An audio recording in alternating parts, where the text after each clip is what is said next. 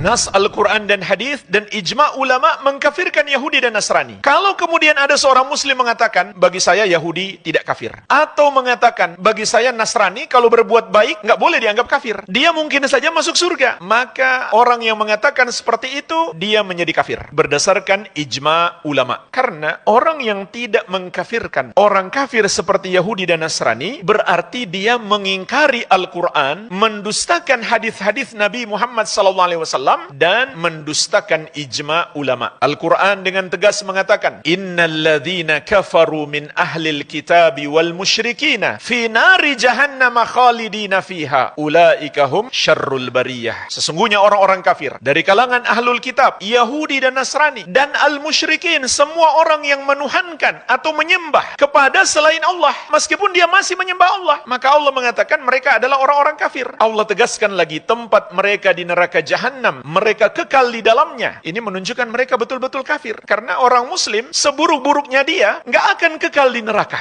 meskipun dia mendapatkan azab karena banyak dosa yang dia lakukan. Kemudian Allah tegaskan lagi, mereka itulah seburuk-buruk makhluk. Makanya jemaah sekalian, suatu keanehan jika seorang muslim memandang orang-orang kafir itu dengan pandangan pemuliaan, sampai nunduk-nunduk di hadapan dia, cium tangan, cium kepala. Itu hal yang sangat aneh. Sementara Allah mengatakan, ulaika hum syarrul bariyah. Mereka itu adalah seburuk-buruk makhluk. Bagaimana bisa orang yang Allah hinakan lalu kita muliakan? Inhum illa kal an'am balhum adallu sabila. Tidaklah orang-orang musyrik itu kecuali seperti hewan, bahkan mereka lebih sesat, lebih bodoh daripada hewan. Wa man adallu mimma yad'u min dunillah. Di ayat yang lain Allah menegaskan, dan siapakah yang lebih sesat, lebih bodoh daripada orang yang menyembah kepada selain Allah. Allah hinakan mereka, tidak pantas kita memuliakan mereka, kecuali kita ingin mengundang murka Allah subhanahu wa ta'ala. Jadi Allah bukan hanya menegaskan mereka kafir, tapi kekal di neraka dan seburuk-buruknya makhluk. Ayat yang lain, laqad kafara alladhina qalu innallaha huwal masih ibnu Maryam. Sungguh telah kafir orang-orang yang berkata Allah adalah Al-Masih, Isa putra Maryam. Kalau kita mengatakan mereka tidak kafir, berarti kita mendustakan ayat ini. Laqad kafara alladhina qalu innallaha thalithu thalatha. Sungguh telah kafir orang-orang yang berkata Allah adalah satu dari yang tiga. Ini pengkafiran yang sangat jelas, langsung dari kalamullah, ucapan Allah subhanahu wa ta'ala di dalam Al-Quranul Karim. Dalam hadis Rasulullah SAW